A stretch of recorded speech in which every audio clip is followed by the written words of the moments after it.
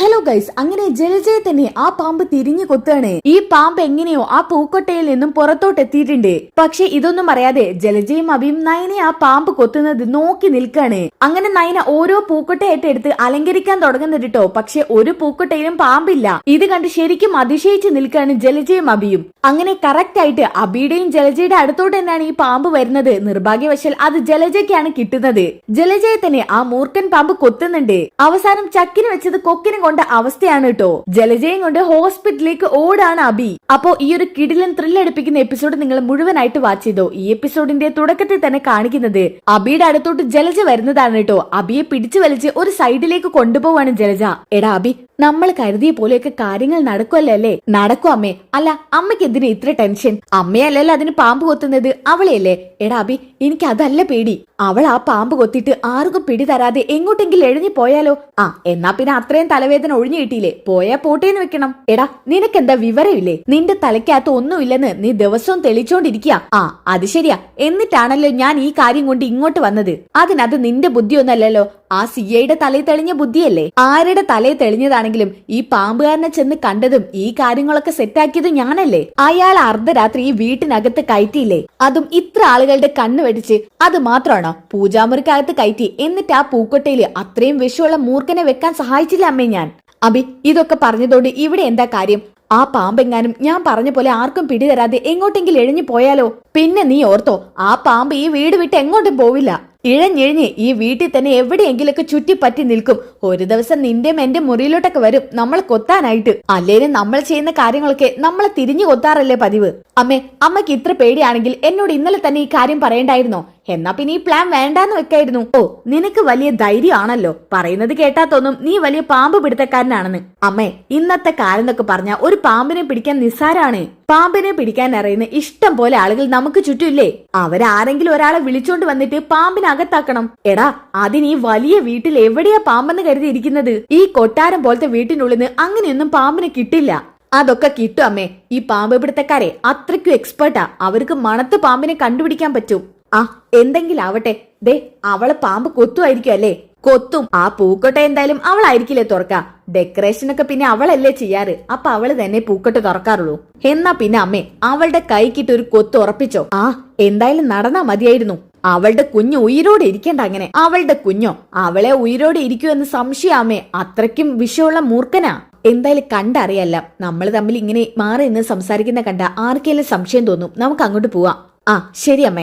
അങ്ങനെ അഭിയും ജലജയും കൂടി നേരെ ഹോളിലോട്ട് ചെല്ലുന്നുണ്ട്. ആ സമയത്ത് ദേവയാനി ഒരു ഗ്ലാസ് ജ്യൂസ് എടുത്തിട്ട് നയനയ്ക്ക് കൊണ്ടു കൊടുക്കുന്നുണ്ട്.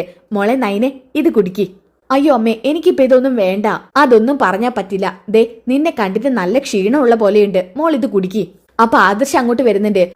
അത് കൊള്ളാം. ഇത്ര നേരമായിട്ട് ഇവിടെ തന്നെ നിൽക്കുകയാണോ? നിന്റെ പ്രാർത്ഥന കഴിഞ്ഞിട്ട് നീ വന്ന് കുറച്ചു നേരം കിടന്നോളാന്നല്ലേ എന്നോട് പറഞ്ഞത്. എന്നിട്ട് ഞാൻ പറഞ്ഞ പോലെ തന്നെ ആയല്ലേ? അത് പിന്നെ ആദർശേട്ടാ, നീ പറയാൻ വരുന്നത് എന്താണെന്ന് എനിക്കറിയാം. നിനക്കിപ്പൊ സമയമില്ലെന്നല്ലേ?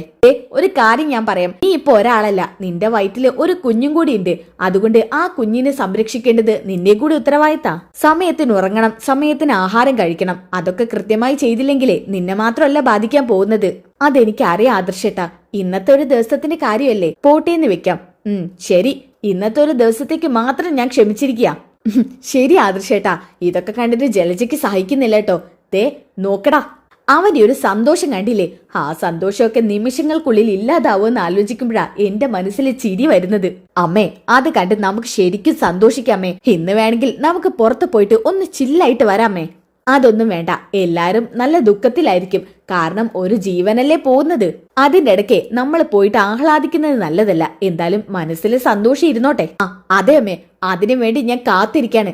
എല്ലാം നടന്നിട്ട് പറയാം. ആ സമയാണ് കേട്ടോ കനകയും ഗോവിന്ദനും നന്ദുവും അങ്ങോട്ട് വരുന്നത്. നന്ദുവിന്റെ വരവ് കണ്ടപ്പോ തന്നെ പിന്നീന്നൊന്ന് ജാനകിക്ക് കുത്തി കൊടുക്കുന്നുണ്ട് കേട്ടോ ജലജ. ജാനകി, ആരാ വരുന്നു നോക്കിയേ? അസുരവിത്ത്.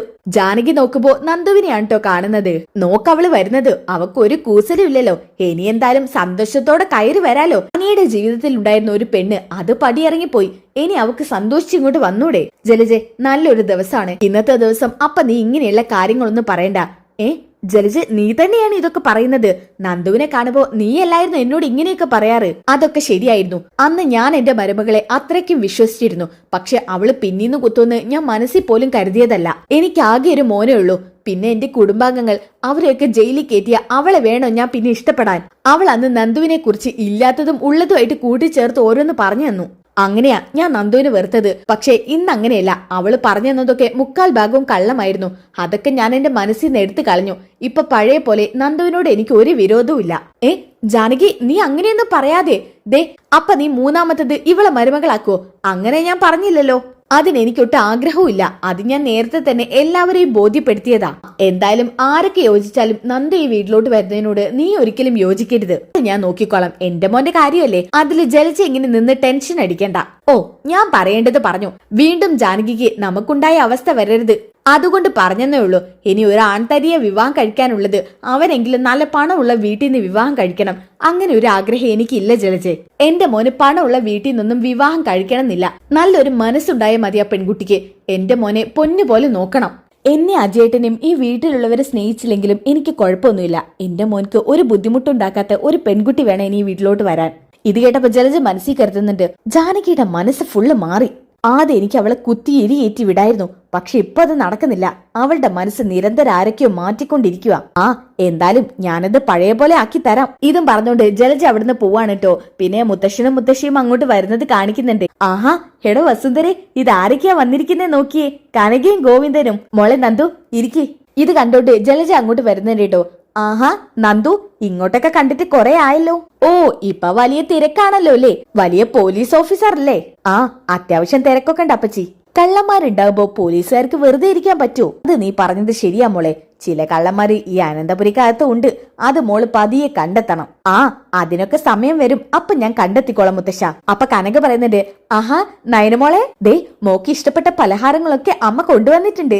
അയ്യോ, എന്തിനാ അമ്മ ഇങ്ങനെ കഷ്ടപ്പെട്ട് ഇതൊക്കെ ഉണ്ടാക്കുന്നത്? വേറെ എവിടുന്നും അല്ലല്ലോ, നമ്മളെ വീട്ടിൽ നിന്ന് ശുദ്ധമായ വെളിച്ചെണ്ണയിൽ ഉണ്ടാക്കുന്നതല്ലേ. പുറത്തത്തെ പലഹാരം ഒന്നും നിങ്ങൾ കഴിക്കണ്ട. ദേ, നവ്യമോക്കും കുറച്ചുണ്ടാക്കിയിട്ടുണ്ട്. മോക്കും കൂടി കൊടുക്കണം. എവിടെ നവ്യമോള്? ചേച്ചിയെ താഴേക്ക് കണ്ടില്ല. ചിലപ്പോ കുഞ്ഞിന് ഉറക്കായിരിക്കും. എന്നാ പിന്നെ ഞാൻ ചെന്ന് കണ്ടോളാം. മോളിത് പിടിക്കി. അപ്പൊ ജലജ ചോദിക്കുന്നുണ്ട്.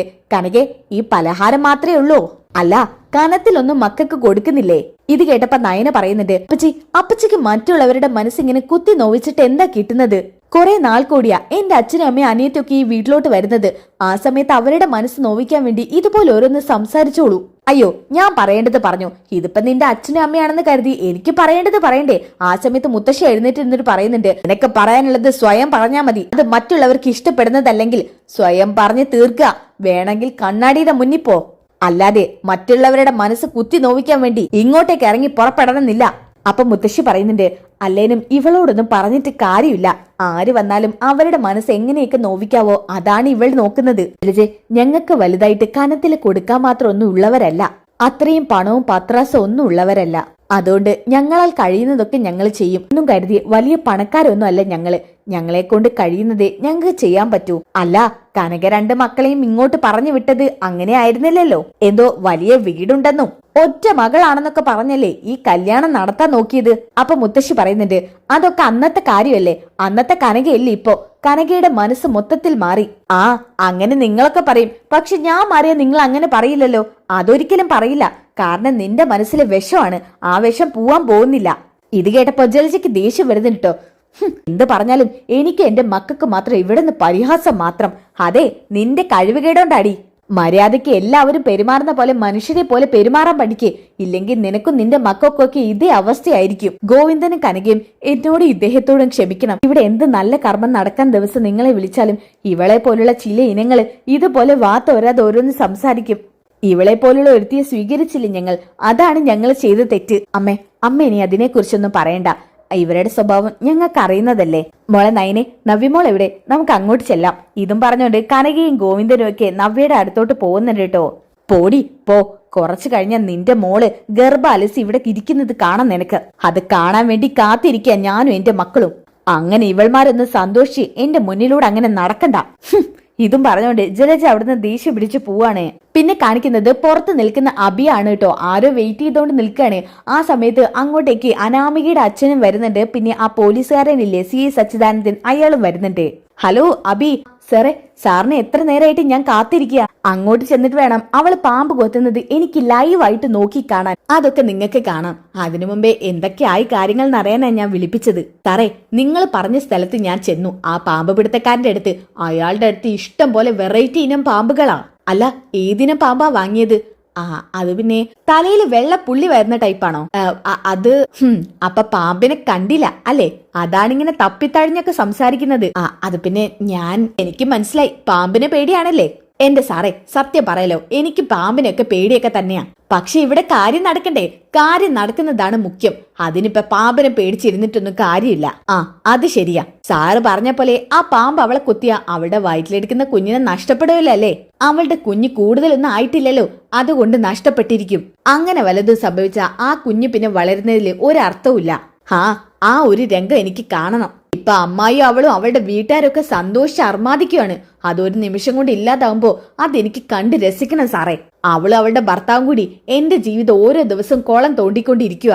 അല്ല, ഒരു കാര്യം ചോദിക്കട്ടെ, നിങ്ങൾ എന്തിനാ അവരെ പേടിക്കുന്നത്? അത് വേറൊന്നും അല്ല. ഇപ്പോ ഞാൻ വെറും അവിടുത്തെ ഒരു സ്റ്റാഫ് ആണല്ലോ. ഇനി സ്റ്റാഫിൽ നിന്നും തരം താഴ്ത്തി കഴിഞ്ഞാൽ പിന്നെ എനിക്ക് അവിടെ യാതൊരു അർഹതയുണ്ടാവില്ല.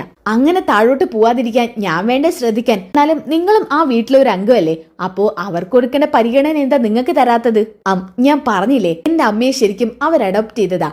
അതുകൊണ്ട് ഞങ്ങളോട് വേറൊരു തരത്തിലുള്ള സ്നേഹമാ. എന്ന് വെച്ചാ ഈ രണ്ട് വെച്ച് കാണുന്നു എന്നൊക്കെ പറയില്ലേ, അതുപോലെ. അങ്ങനെ. അപ്പൊ പിന്നെ അധികാരം കൂടുതലും അവർക്കായിരിക്കുമല്ലോ. അങ്ങനെയൊന്നും പറയാനില്ല. ആ കുടുംബം കുട്ടിച്ചോറാക്കിയിട്ടാണെങ്കിലും അധികാരം കുറച്ചെങ്കിലും ഞാൻ എന്റെ കയ്യിലോട്ട് വരുത്തും. അതിന് ആ കുടുംബത്തെ ആദ്യം വെട്ടിമുറിക്കണം. എന്നാലേ ഞങ്ങൾക്ക് കിട്ടേണ്ട ഭാഗമൊക്കെ കിട്ടത്തുള്ളൂ. ആ ടൈമിലാണ് അനാമയുടെ അച്ഛൻ വരുന്നത്. നിങ്ങൾ എന്നെ കാത്തു മുഷിഞ്ഞോ? ഞാൻ ലേറ്റായി പോയോ? അപ്പൊ സാറ് പറയുന്നുണ്ട്, ഞാനേ ലേറ്റാ. അബിയാണ് കുറെ നേരമായിട്ട് ഇവിടെ നിൽക്കുന്നത്.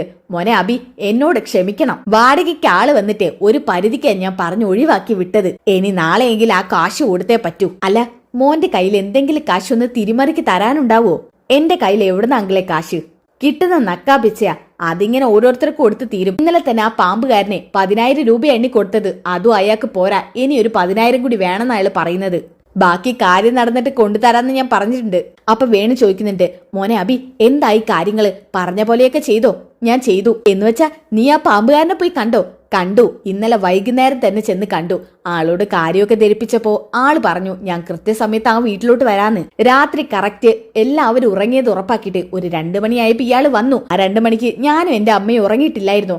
ഞാൻ കതക് തുറന്നു, അയാൾ അകത്ത് കയറ്റി, പൂജാമുറിയിലും കയറ്റി. അയാള് കറക്റ്റ് ആ പൂക്കൊട്ടയിൽ പാമ്പിന് വെച്ചിട്ടുണ്ട്. ഇനി നയന ആ പൂക്കൊട്ട തുറക്കും. അതിലൂടെ അവളുടെ കൈക്ക് ഒരു കൊത്തുറപ്പാ. ഷോ, എന്റെ മോക്ക് ഇത് കാണാനുള്ള ഭാഗ്യമൊന്നും ഉണ്ടായില്ലല്ലോ. അതിനെങ്ങനെയാ നിങ്ങളുടെ മോള് കൂടുതൽ പ്രശ്നം ഉണ്ടാക്കി ആദ്യം തന്നെ അനന്തപുരിന്ന് ഇറങ്ങി പോന്നില്ലേ? എങ്ങനെയാ മോനെ അവിടെ ജീവിക്കാ? നരകം പോലെയുള്ള വീടല്ലേ. അവിടെ നിന്ന് എന്റെ മോള് പോന്നത് നന്നായിക്കാ. പക്ഷെ ഇതുപോലുള്ള രംഗങ്ങളൊന്നും എന്റെ മോക്ക് കാണാൻ പറ്റിയില്ലല്ലോ എന്നുള്ള വിഷമമുള്ളൂ. ദേ എന്റെ മോക്ക് 100 ആയുസ. അവള് വിളിക്കുന്ന കണ്ടില്ലേ? ഇതും പറഞ്ഞ് വേണു എടുക്കുന്നുണ്ട് കേട്ടോ. ഹലോ. ഹലോ അച്ഛാ, എന്തായി? അബീട്ടനെ കണ്ടോ? കണ്ടു മോളെ, എന്റെ മുന്നിലുണ്ട്. എന്തായി കാര്യങ്ങളൊക്കെ? കാര്യങ്ങൾ എന്താവൻ? അവൻ നല്ല കീറി കൃത്യം പോലെ ചെയ്തിട്ടുണ്ട്. ഇനി അവളെ പാമ്പ് കൊത്തിയാ മാത്രം മതി. ഷോ, എനിക്കിതൊന്നും കാണാൻ പറ്റിയില്ലല്ലോ. നേരിട്ട് കാണാൻ തോന്നും എനിക്ക്. മോളെ, ആ വാർത്ത നീ അറിയും. അപ്പൊ നീ നേരിട്ട് കാണേണ്ട ആവശ്യമില്ലല്ലോ. എന്തായാലും അബിയേട്ടനോടൊന്ന് സൂക്ഷിക്കാൻ പറഞ്ഞേക്ക്. പാമ്പിന്റെ കാര്യമാ. അതൊക്കെ ഞാൻ പറഞ്ഞോളാം മോളെ. ശരി, ഇതും പറഞ്ഞോണ്ട് വെക്കുന്നുണ്ട് കേട്ടോ. അബി, മോളെന്താ പറഞ്ഞെന്നറിയോ? പാമ്പിന്റെ കാര്യാണ്, ഒന്ന് സൂക്ഷിച്ചോളണെന്ന്. നിങ്ങളും കൂടി ഇങ്ങനെ പറയാതെ, അല്ലെങ്കിൽ അമ്മ എന്നെ പേടിപ്പിച്ച് വെച്ചേക്കുവാ. അപ്പൊ സിയെ ചോദിക്കുന്നുണ്ട്, നിന്റെ അമ്മ എന്താ പറഞ്ഞത്? വേറൊന്നുമല്ല, അവളെ എങ്ങാനും പാമ്പ് കൊത്തിയിട്ട് ആർക്കും പിടിതരാതെ എങ്ങോട്ടെങ്കിലും എഴിഞ്ഞു പോയാലോന്ന്.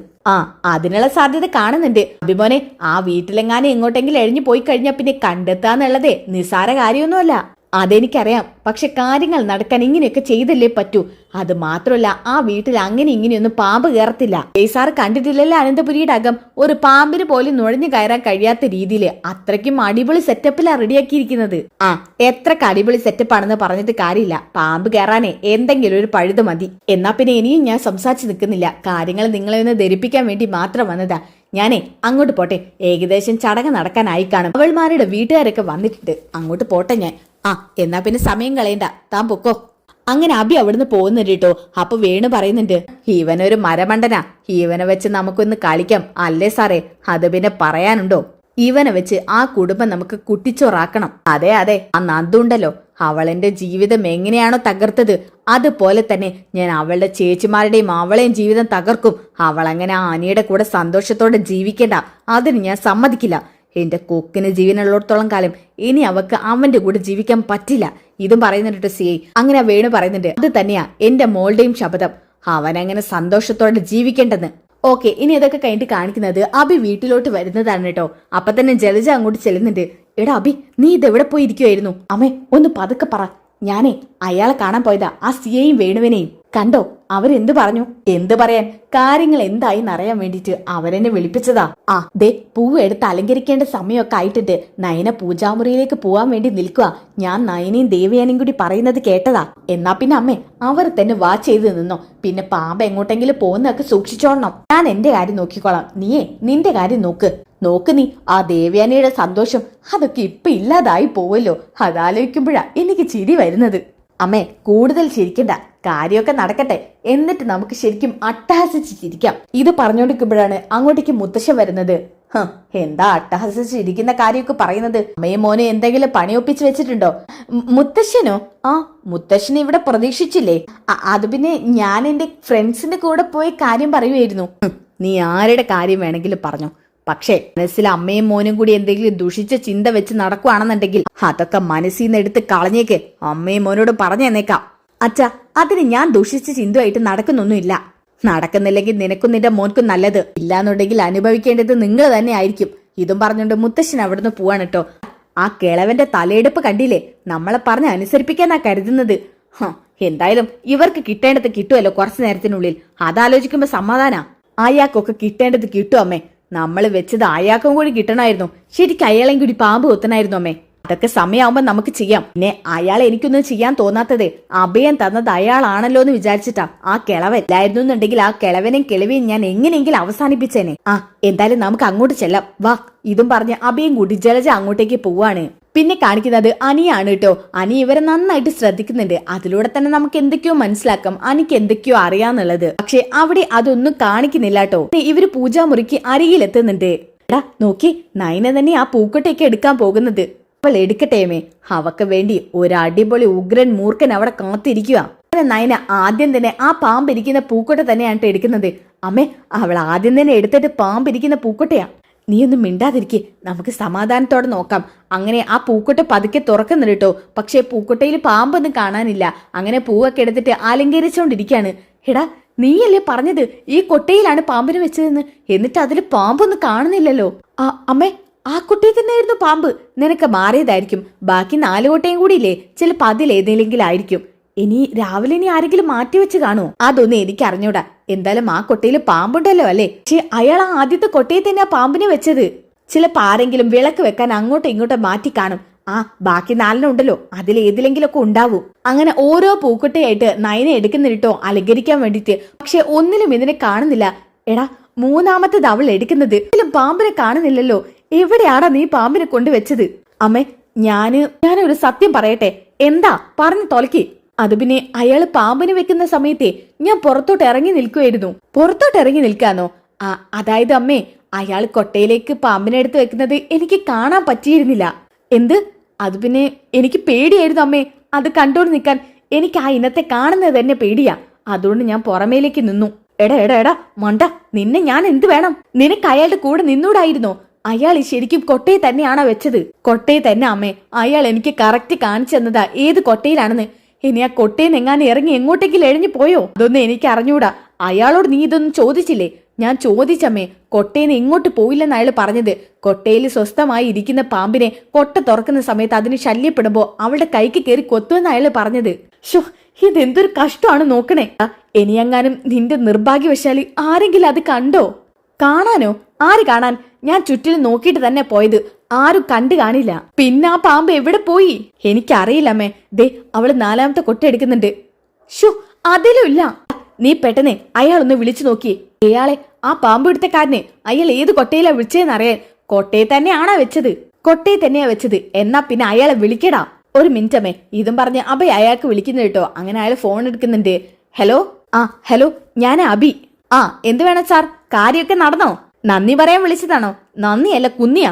താനല്ലേ പറഞ്ഞത് ആ കൊട്ടയിൽ നിന്ന് പാമ്പ് എങ്ങോട്ട് ഇറങ്ങി പോവില്ലെന്ന്? അതെ, പിന്നെ എവിടെയോ ആ കൊട്ടയിൽ ഇരുന്ന പാമ്പ്. എന്തൊക്കെയാ പറയുന്നത്? പാമ്പിനെ കാണാനില്ലേ? ഇല്ലെന്നേ, താനല്ലേ പറഞ്ഞത് ആ പാമ്പ് എങ്ങോട്ടും പോയില്ലെന്ന്. കൊട്ട തുറക്കുമ്പോ അവളുടെ കൈക്ക് കയറി കുത്തുവന്നു. അതെ, അങ്ങനെ വരാനേ സാധ്യതയുള്ളൂ. പാമ്പ് ഒരിക്കലും പുറത്തോട്ട് പോവില്ല. പിന്നെ എങ്ങനെയാണ് അതിലിരുന്ന പാമ്പിനെ കാണാനില്ലാത്തത്? പാമ്പ് എന്താ നടന്നു പോവോ? അത് തന്നെ സാറേ എനിക്ക് പറയാനുള്ളത്. പാമ്പ് എന്തായാലും കൊട്ട തുറന്ന് എങ്ങോട്ടും പോവില്ല. ദേ സാർ എന്നെ വെറുതെ കളിപ്പിക്കരുത്. സാറെന്താ കാശിന് വേണ്ടി പാമ്പിനെ വിറ്റോ? എടോ, എനിക്ക് പാമ്പിനെ പിടിക്കാൻ തന്നെ പേടിയാ. പിന്നെയാണോടോ ഞാൻ പാമ്പിനെ വിൽക്കുന്നത്? എന്റെ പൊന്നു സാറേ, എത്ര വിലപിടിപ്പുള്ള പാമ്പാണെന്ന് അറിയോ? സാറിന് വേണ്ടി തൽക്കാലം ഒരു നിമിഷത്തിന് തന്നതാ ഞാൻ. ഇപ്പൊ ആ പാമ്പിനെ കൊണ്ട് കളഞ്ഞില്ലേ? എടോ, താൻ എന്നെയാണ് ഇപ്പൊ വഴക്ക് പറയുന്നത്. തന്റെ പാമ്പ് എവിടെ പോയിന്ന് അന്വേഷിക്കേണ്ട ചുമതല തന്റേതല്ലേ?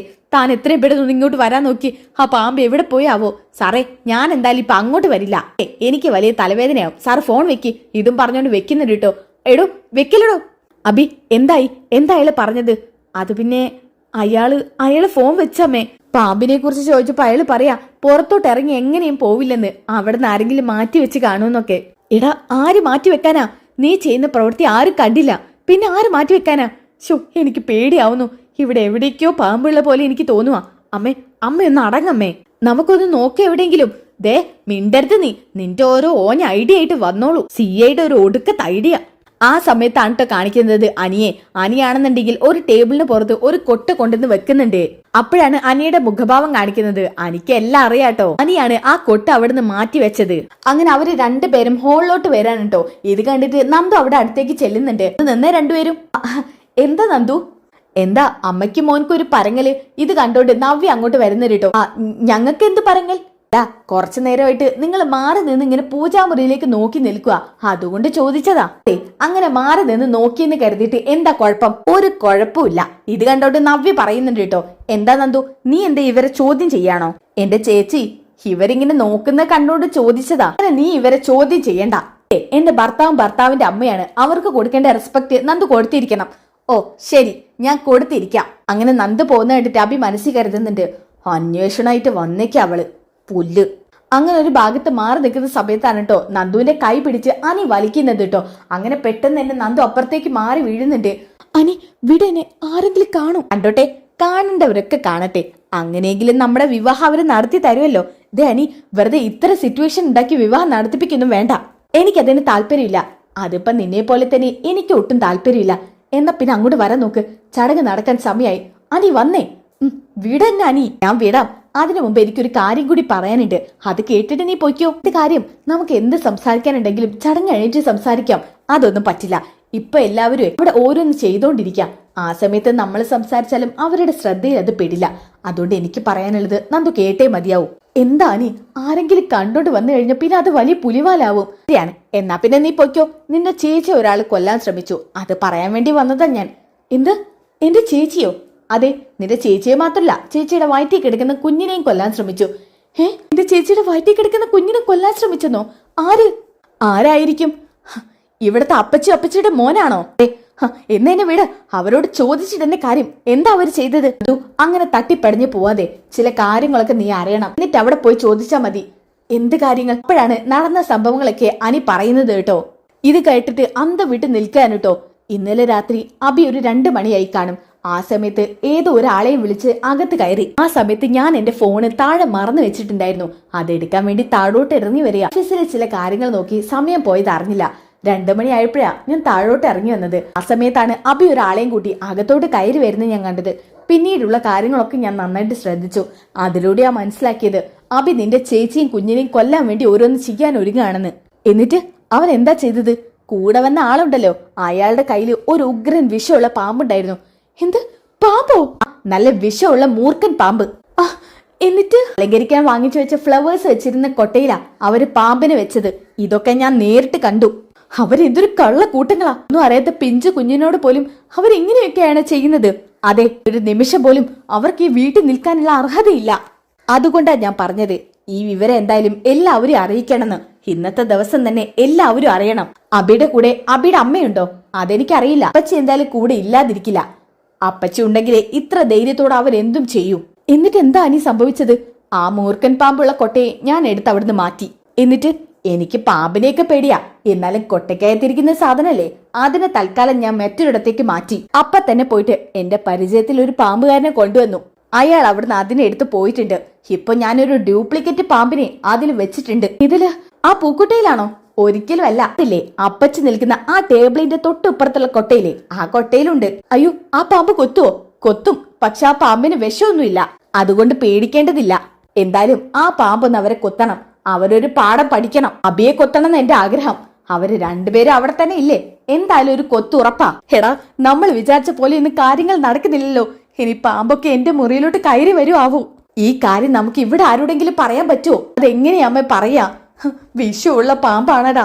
ആർക്കെങ്കിലും കടിയേറ്റ് കഴിഞ്ഞ് എന്തായിരിക്കും സംഭവിക്കുക? എന്നെ പാമ്പ് കൊത്താതിരുന്നാ മതിയായിരുന്നു. അമ്മയെ മാത്രാണോ? അപ്പൊ ഞാനോ? എടാ, കുറച്ച് നാളേക്ക് ഇവിടുന്ന് സ്ഥലം വിടുന്നതാ നല്ലത്. എന്ത് ചെയ്യാനാ? ഇതും പറഞ്ഞ് അബി പിന്നിലോട്ട് തിരിയുന്നുട്ടോ. അങ്ങനെ അവിടെ ഒരു കൊട്ട കാണുന്നുണ്ട്. അമ്മേ, ഇതുപോലൊരു കൊട്ടയെ തന്നെ അയാൾ പാമ്പിന് വെച്ചത് എനിക്ക് 100% ഉറപ്പാ. ഇതും പറഞ്ഞുകൊണ്ട് അബി ആ കൊട്ട പൊന്തിക്കാനിട്ടോ. ആ സമയത്ത് പൂക്കളിരുന്ന ആ കൊട്ടേന്ന് ഒരു പാമ്പ് വന്നിട്ട് ജലജയുടെ കൈക്ക് ഒരൊറ്റ കുത്താണ്. കണ്ട് അബി കണ്ണും തുറച്ച് നിൽക്കാനിട്ടോ. എന്താടാ, നീ എന്താ ഇങ്ങനെ അന്തം വിട്ട് കുന്തപോലെ നിൽക്കുന്നത്? അമ്മ, അമ്മയുടെ കൈ. എന്ത്? എന്റെ കയ്യോ? ഇതും പറഞ്ഞ് ജലജ കയ്യിലേക്ക് നോക്കുന്ന സമയത്ത് പാമ്പ് ചുറ്റി കിടക്കുന്ന കാണുന്നുണ്ട് കേട്ടോ. പാമ്പ് കൊത്തിയ പാടും കാണുന്നുണ്ട്. അയ്യോ, എന്നെ പാമ്പ് കൊത്തിയേ. ഇതും പറഞ്ഞുകൊണ്ട് ജലജ നിലവിളിയോടെ നിലവിളി കേട്ടോ. എന്നെ പാമ്പ് കൊത്തിയേ, എന്നെ പാമ്പ് കൊത്തിയേ, ആരെങ്കിലും ഓടി വരണേ. ഇങ്ങനെ പറഞ്ഞ് നിലവിളിക്കുന്ന സമയത്ത് എല്ലാവരും അങ്ങോട്ട് ഓടി വരുന്നുണ്ട് കേട്ടോ. എന്താ എന്താ ആരെ പാമ്പ് കൊത്തിയത്? മോനെ ആദർശേ, അപ്പച്ചിയുടെ കയ്യിൽ പാമ്പ് എങ്ങനെയെങ്കിലും ഇതിനെടുത്തതാ. ഓ, ഇതാണോ? ഇത് സാധാരണ പാമ്പാ, വിഷമുള്ളതൊന്നും അല്ല. ആര് പറഞ്ഞു വിഷമുള്ളതല്ലെന്ന്? ഇത് നല്ല ഉഗ്രം വിഷമുള്ള മൂർഖം പാമ്പാ.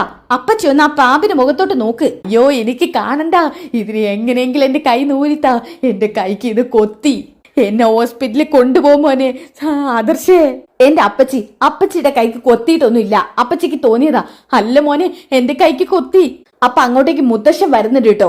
അച്ഛാ, എന്റെ കയ്യില് പാമ്പച്ചാ. ഓ, നിനക്ക് പറ്റിയ ആളെ തന്നെയാണല്ലോ കിട്ടിയിരിക്കുന്നത്. ഇത് കുറച്ച് വിഷമുള്ള ഇനാണെങ്കിൽ നീ തന്നെ. അയ്യോ അച്ഛ, ആര് പറഞ്ഞു? ഇത് നല്ല വിഷമുള്ള ഇനാണ്. എങ്ങനെയെങ്കിലും ഇതിനൊന്ന് എടുത്തതാ. അങ്ങനെ വിഷമുള്ള ഇനാണെന്ന് നിനക്കെന്താ ഇത്ര ഉറപ്പ്? അച്ഛ, ഈ വീട്ടിലോട്ട് പാമ്പ് കയറാറില്ലല്ലോ. എവിടെന്നാ പാമ്പ് വന്നത്? എനിക്ക് നിന്നോടാ ചോദിക്കാനുള്ളത്. എങ്ങനെ ഈ വീട്ടിനകത്ത് പാമ്പെത്തീന്ന്? ആരെങ്കിലും ഈ പാമ്പിനെ എടുത്തതാ? മിണ്ടാടിരിക്കടി. നീ നയനിക്ക് വെച്ചതല്ലേ ഇത്? അച്ഛ, എന്തിനാ അച്ഛ ഇങ്ങനെയൊക്കെ പറയുന്നത്? ദൈവദോഷം കിട്ടും. മോനെ ആദർശ്, എങ്ങനെയെങ്കിലും എന്റെ കൈ നീ പാമ്പിനെ എടുത്ത് താടാ. കുറച്ചു നേരം അപ്പച്ചിയുടെ കയ്യിൽ കിടക്കട്ടെ അപ്പച്ചി. അയ്യോ, എന്റെ ശരീരം മൊത്തം തളരുന്നു. ഇതിനെങ്ങനെയെങ്കിലും ഒന്ന് എടുത്തുതാ. എടാ അബി, എടുക്കടാ. അമ്മേ, എനിക്ക് പേടി അമ്മേ. ഇത് തന്നെയാണ് ആ വിഷമുള്ള ഐറ്റം എന്നാ തോന്നുന്നത്. എടാടാ, നീ എന്നെയും കൂടി പേടിപ്പിക്കാതെടാ. ഇത് എടുത്താടാ. എനിക്കൊന്നും പറ്റില്ല അമ്മേ, എനിക്ക് പേടിയാ. ആ സമയത്ത് മുത്തശ്ശൻ അബിയുടെ കാരണം നോക്കി ഒരെണ്ണം പൊട്ടിക്കുന്നുണ്ടോ. അയ്യോ മുത്തശ്ശ, എന്തിനാ എന്നെ തല്ലിയത്? തല്ലല്ല നിന്നെ വേണ്ടത്, ചവിട്ടിക്കുട്ടി കൊല്ലുക വേണ്ടത്. ഇതും പറഞ്ഞ് ജലജയുടെ കയ്യിലിരുന്ന ആ പാമ്പിനെ മുത്തശ്ശൻ നിസ്സാരമായിട്ട് എടുത്തിട്ട് ആ കൊട്ടയ്ക്കകത്ത് ആക്കുന്നുണ്ട് കേട്ടോ. എന്താടി നീ കരുതിയത്? നീ നിന്റെ മോനും കൂടി ആദർശിന്റെ കുഞ്ഞിനെ ഇല്ലാതാക്കാൻ നോക്കാന്നോ? അയ്യോ അച്ഛ, മിണ്ടരുത് നീ. ഇനി നീ ശബ്ദിച്ചാ നിന്റെ കഴുത്ത് നെരിച്ച് നിന്നെ ഞാൻ കൊല്ലു. ആ സമയത്ത് അനി അങ്ങോട്ട് വരുന്നുണ്ട്. അപ്പച്ചി ഇങ്ങനെ കള്ളങ്ങളൊക്കെ ചെയ്യാറുണ്ട് എന്ന് കരുതി ഒരു ജീവൻ എടുക്കുന്നൊന്നും ഞങ്ങൾ ആരും പ്രതീക്ഷിച്ചില്ല. അയ്യോ, നിങ്ങളൊക്കെ തെറ്റിദ്ധരിച്ച് വെച്ചേക്കുവാ. ഒരു തെറ്റിദ്ധരിച്ചും വെച്ചിട്ടില്ല. നിങ്ങൾ ഒരാളെ കൊല്ലാൻ പോലും മടിയില്ലാത്തിനോ. ഒരു കാര്യം ഓർത്തോ ജലജെ, നീയും നിന്റെ മോനും ഇന്ന് ഈ പടിക്ക് പുറത്താ. അച്ഛ അങ്ങനെയൊന്നും പറയാതെ. അക്കൗണ്ടിൽ അത്യാവശ്യം ഉണ്ടാക്കി കാണുമല്ലോ. അതുമായിട്ട് നീയും നിന്റെ മോനും തെരുവിലേക്ക് ഇറങ്ങാതെ എവിടെങ്കിലും പോയി ജീവിച്ച് തൊല. ഇവിടത്തെ കൊച്ചുമക്കളുടെ കുഞ്ഞിനെ ഇല്ലാതാക്കാൻ നോക്കിയ നിന്നെയൊന്നും ഞാൻ വെറുതെ വിടില്ല. ആ സമയത്ത് ആദർശ് ചോദിക്കുന്നുണ്ട്, അനി മുത്തശ്ശ എന്താ സത്യത്തിൽ ഉണ്ടായത്? അപ്പൊ അനി പറയുന്നുണ്ട്, ഞാൻ പറയേട്ടാ. ഇന്നലെ രാത്രി ഞാൻ മറന്നു വെച്ച എന്റെ ഫോൺ എടുക്കാൻ വേണ്ടി താഴോട്ട് വരുമായിരുന്നു. 2 മണി സമയം. ഏകദേശം എല്ലാരും ഉറങ്ങിക്കാണും. ആ സമയത്ത് ഈ നിൽക്കുന്ന അബിയെന്ന് പറയുന്നവൻ ദുഷ്ടൻ. അവനൊരു പാമ്പ് പിടുത്തക്കാരനെയും കൊണ്ട് അകത്തോട്ട് കയറി. അയാളുടെ കയ്യിൽ ഒരു പാമ്പുണ്ടായിരുന്നു. നയനേച്ചിയുടെ കുഞ്ഞിനെയും കൊല്ലാൻ വേണ്ടിയിട്ട് പാമ്പിനെ പൂക്കോട്ടയുടെ അകത്താക്കിയിട്ട് പൂജാമുറി കൊണ്ടുവച്ചു. എടാ, നീ എന്റെ കുഞ്ഞിനെ ഇല്ലാതാക്കാൻ നോക്കോ? ഇതും പറഞ്ഞ് ആദർശ് അവന്റെ കഴുത്ത് കയറി പിടിക്കുന്ന കേട്ടോ അബിയുടെ. ഏട്ടാ, ഞാൻ പറയുന്നു, അവൻ കള്ളം. നീ ഒന്നും മിണ്ടരുത്. ഇറങ്ങടെ ഇവിടുന്ന്. ഇതും പറഞ്ഞുകൊണ്ട് അബി ഷോൾഡറിൽ പിടിച്ചോണ്ട് ആനന്ദപുരിന്ന് പുറത്താക്കുന്നുണ്ട് അബിയെ. മേലിൽ നീ ഇനി ഇവിടുത്തെ പടി ചവിട്ടി പോവരുത്. അപ്പൊ നന്ദു പറയുന്നുണ്ട്, ആദർശേട്ടാ അങ്ങനെ ഇവനെ വിടരുത്. ഇവനെ സ്റ്റേഷനിലോട്ട് കൊണ്ടുപോവാൻ ഞാൻ. നിങ്ങളുടെ കമ്പനിയിൽ കോടികളുടെ സ്വർണ്ണക്കടത്ത് നടത്തിയത് ഇവൻ തന്നെയാ. ഇതൊക്കെ കേട്ടിട്ട് ആകെ ഞെട്ടിത്തരിച്ച് നിൽക്കാനിട്ടോ നവ്യ. അപ്പൊ കനക പറയുന്നുണ്ട്, ഈ അബിക്ക് എന്താ എത്ര കിട്ടിയിട്ട് പഠിക്കാത്തത്? അപ്പൊ ഗോവിന്ദ പറയുന്നുണ്ട്, എന്തൊക്കെയാ കനക ഈ കാണുന്നത്? ഇവൻ എന്താ ഇങ്ങനെ? അപ്പൊ ജാനകി മനസ്സിൽ കരുതാട്ടോ, എന്തൊരു ദുഷ്ട കൂട്ടങ്ങളാ ഇവരൊക്കെ പറയുന്നത്. വിശ്വസിച്ചല്ലോ ഇത്രയും കാലം ഞാൻ. ചേച്ചി, ഇനിയെങ്കിലും ചേച്ചി മനസ്സിലാക്കുക, ഈ നിൽക്കുന്നവനുണ്ടല്ലോ അവൻ ഒരു പേരും കള്ളനാ, ഒരു ദുഷ്ടൻ, കോടികളുടെ ബിസിനസ്സാ വെട്ടിപ്പ് നടത്തിയത്. അതുപോലെ നമ്മളൊക്കെ ഇഷ്ടപ്പെടുന്ന നമ്മുടെ കൂടെപ്പിറപ്പിന്റെ കുഞ്ഞിനെ ഇല്ലാതാക്കാൻ നോക്കി. അതിനിടയിൽ കൂടെപ്പിറപ്പും കൂടി ഇല്ലാതായി കഴിഞ്ഞാൽ എന്തായിരിക്കും അവസ്ഥ ഉണ്ടായിരിക്കാം? നമുക്ക് സഹിക്കാൻ പറ്റുമോ ചേച്ചി എന്ന് പറയുന്നുണ്ട് നന്ദു കേട്ടോ. ആ സമയത്ത് നവ്യാണെങ്കിൽ അബിയുടെ നേരെ നടന്നു വരുന്നുണ്ട് കേട്ടോ. എന്നിട്ട് അബിയുടെ മുന്നിൽ നിന്നിട്ട് അബിയുടെ കാരണം നോക്കിയാണ് പൊട്ടിക്കുന്നുണ്ട്. നവ്യ നവ്യ നീ ഇതൊക്കെ മിണ്ടരുത്, വിശ്വസിച്ചു. എങ്ങനെ വിശ്വസിക്കാതിരിക്കും? ഇതൊക്കെ പിന്നെ ഞാൻ വിശ്വസിക്കാതിരിക്കണോ? എന്റെ കൂടെപ്പിറപ്പിന്റെ കുഞ്ഞിനെ കൊല്ലാൻ നോക്കിയല്ലേ താൻ? ആദ്യം എന്റെ കുഞ്ഞിനായിരുന്നു, ഇപ്പം നയനയുടെ കുഞ്ഞിനെ ആയോ? ഇതും പറഞ്ഞോണ്ട് വീണ്ടും കരണത്തൊരെണ്ണം കൊടുക്കുന്നുണ്ട് കേട്ടോ. നീ നന്നായെന്ന് ഞാൻ കരുതിയടാ, ഞാനൊരു വിഡ്ഢിയാ. ഇതും പറഞ്ഞോണ്ട് നവ്യ അവന്റെ ഷോൾഡറെ പിടിച്ചിട്ട് ഇങ്ങനെ കരയുന്നുണ്ട് കേട്ടോ. അപ്പൊ നന്ദു പറയുന്നുണ്ട്, ചേച്ചി അയാളെ വിട്, ഇയാളെ ഞാൻ സ്റ്റേഷനിലോട്ട് കൊണ്ടുപോവാ. ചോദിക്കാനും പറയാനുള്ളതൊക്കെ അയാളെ കൊണ്ട് ഞാൻ പറയിപ്പിക്കും. ഇത് പറഞ്ഞുകൊണ്ടിരിക്കുന്ന സമയത്താണ് കേട്ടോ സ്റ്റേഷനിൽ നിന്ന് വണ്ടി അവിടെ വന്ന് നിൽക്കുന്നുണ്ട് കേട്ടോ. കയ്യിൽ വിലങ്ങിടാൻ വേണ്ടി വിലങ്ങുമായിട്ട് ഒരു പോലീസുകാരൻ അങ്ങോട്ട് വരുന്നുണ്ട്. മാഡം വിലങ്ങ്, ഇതും പറഞ്ഞുകൊണ്ട് വിലങ്ങ് വെച്ച് നേടുന്നുണ്ട് കേട്ടോ. അങ്ങനെ ആ വിലങ്ങ് എടുത്തിട്ട് അബിയുടെ കയ്യിൽ വിലങ്ങിടുകയാണ് കേട്ടോ. ചേച്ചി ഞാൻ ഇയാളെ കൊണ്ടുപോ, അങ്ങനെയെങ്കിലും ഇവൻ നല്ലത് പഠിക്കട്ടെ. ഇതും പറഞ്ഞുകൊണ്ട് നവ്യ അവിടുന്ന് പോവാണ്. അങ്ങനെ അബിയും കൂട്ടി നന്ദു അവിടുന്ന് പോലീസ് ജീപ്പിൽ കയറി പോവാണ് കേട്ടോ.